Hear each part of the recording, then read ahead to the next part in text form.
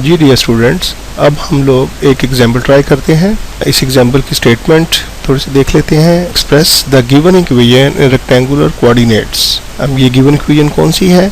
ये r is equal to 8/2 minus cos theta. अब अगर आप देखें कि हमने पोलर कोऑर्डिनेट सिस्टम में जो इक्वेशन गिवन है हमने उसको रेक्टेंगुलर कोऑर्डिनेट सिस्टम में लेके आना, यानी कि in the variable of x and y। r is equal to 8/2 minus cos theta को मैं ज़रा ऐसे लिखना चाहूँगा, 2r minus r cos theta is equal to 8।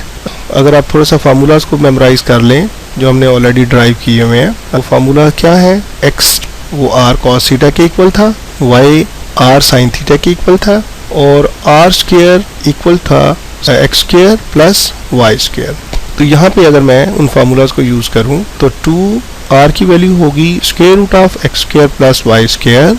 इस फार्मूला को मैंने यूज़ किया माइनस ये जो r cos थीटा है ये x के इक्वल है, इज इक्वल टू 8। अब देखेंगे ये सारी इक्वेशन कार्टेशियन कोऑर्डिनेट सिस्टम में ट्रांसफॉर्म हो गई है। अब अगर आप इसको थोड़ा सा सिंप्लीफाई कर लें तो x प्लस 8 और x को मैंने राइट साइड पे मूव किया। अगर मैं इसको स्क्वायर कर लूँ दोनों साइड्स का, ये आ जाएगा 4 into x square plus y square is equal to x plus 8 whole square. Simplify further कर लें इसको, 4x square plus 4y square is equal to, इसका स्क्वायर आप जरूर ओपन करना जानते होंगे, x square plus 16x plus 64। 4x square ये x स्क्वायर लेफ्ट साइड पे जब शिफ्ट होगा तो 4x square minus x square वो 3x स्क्वायर हो जाएगा। 4y square as it is रहने दें, 16x को आप लेफ्ट साइड पे शिफ्ट कर लें, 64 को भी शिफ्ट कर लें। तो ये हमारे पास एक सिंप्लीफाइड फॉर्म में ये कर्व है इन कार्टेशियन कोऑर्डिनेट सिस्टम। नेक्स्ट हम लोग एक और एग्जांपल ट्राई करते हैं।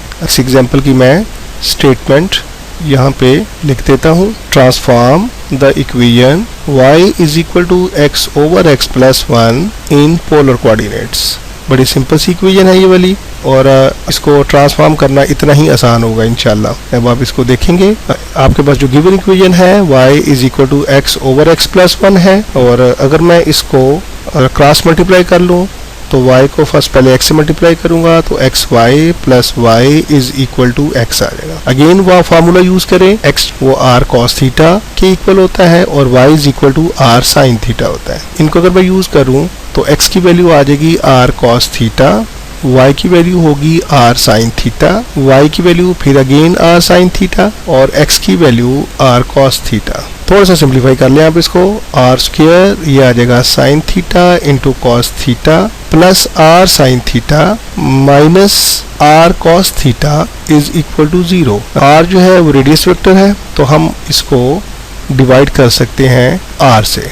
r जो है वो नॉन जीरो, r से डिवाइड करेंगे तो ये आ जाएगा r sin theta cos theta plus sin theta minus cos theta is equal to 0। अब ये हमारा सिंप्लीफिकेशन प्रोसेस चल रहा है। बेसिकली इक्वेशन जो है ये पोलर कोऑर्डिनेट सिस्टम में ट्रांसफॉर्म हो चुकी है। आपको स्टार्ट में इक्वेशन गिवन थी x और y में, x और y वेरिएबल किस में यूज होते हैं? कार्टेशियन कोऑर्डिनेट सिस्टम में। अब ये ट्रांसफॉर्म होके हमारे पास पोलर कोऑर्डिनेट सिस्टम में ये एक इक्वेशन आ चुकी है। अगर मैं इसको थोड़ा सा और बेहतर शेप दे दूं इसको तो मैं इसको डिवाइड कर सकता हूँ, dividing both sides by sine theta cos theta के साथ। साइन थीटा कॉस थीटा के साथ अगर मैं डिवाइड करूँ तो ये आ जाएगा r प्लस साइन, एक साइन से कैंसिल हो जाएगा, 1 ओवर कॉस जो है वो सीकेंड थीटा होता है माइनस कॉस, कॉस से कैंसिल होगा तो ये cosecant theta is equal to 0।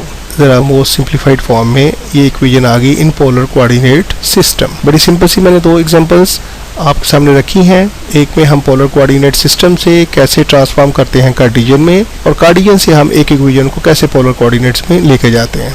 Next हम लोग एक और एग्जांपल ट्राई कर लेते हैं। इस एग्जांपल की जो स्टेटमेंट है वो मैं यहाँ पे लिख देता हूँ, find the polar coordinates of the point P whose rectangular coordinates are 3 into square root of 2 और minus 3 into square root of 2। देखिए बड़ा सिंपल सा ये क्वेश्चन है, मेरे ख्याल में कोई आपको प्रॉब्लम नहीं होनी चाहिए कि क्वेश्चन की स्टेटमेंट जरा गौर से पढ़ लें। ये एक रेक्टेंगुलर कोऑर्डिनेट सिस्टम में एक पॉइंट गिवन है, हमने इस पॉइंट को पोलर कोऑर्डिनेट सिस्टम में कैलकुलेट करना है। पोलर कोऑर्डिनेट सिस्टम में क्या होता है, एक पॉइंट को कैसे रिप्रेजेंट करते हैं, आर थीटा से। रेक्टेंगुलर कोऑर्डिनेट सिस्टम में एक्स वाई से शो करते हैं। तो डेफिनेटली फर्स्ट जो हमारा एब्सिसा होगा इसको हम लोग x लिखेंगे 3 इंटू स्क्वायर रूट ऑफ 2। यहाँ पे y की वैल्यू क्या होगी, -3 into square root of 2। Rectangular coordinate system में फर्स्ट पॉइंट हमेशा x से रिप्रेजेंट करते हैं, सेकंड पॉइंट को y से रिप्रेजेंट करते हैं। अब आप ज़हन में टारगेट रखिएगा, आप लोगों ने क्या कैलकुलेट करना है, r की वैल्यू और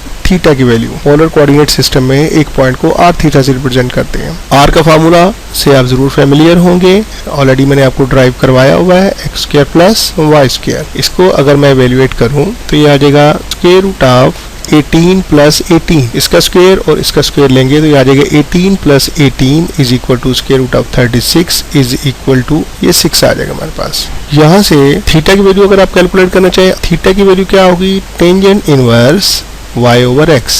तो टेंजेंट इनवर्स y की वैल्यू हमारे पास है -3 into square root of 2, 3 into square root of 2 denominator में आ जाएगा, कैंसिल होके ये आपके पास आ जाएगा टेंजेंट इनवर्स -1। यहाँ से आप थीटा की वैल्यू दो एवेल्युएट कर सकते हैं, एक तो 3π/4 और दूसरी जो है वो 7π/4। अब हम देखेंगे कि थीटा की कौन सी वैल्यू हम यूज करें। आप जरा गौर करें कि ये जो पॉइंट रेक्टेंगुलर कोऑर्डिनेट सिस्टम में गिवन है, इसमें x की वैल्यू पॉजिटिव है और y की वैल्यू नेगेटिव है।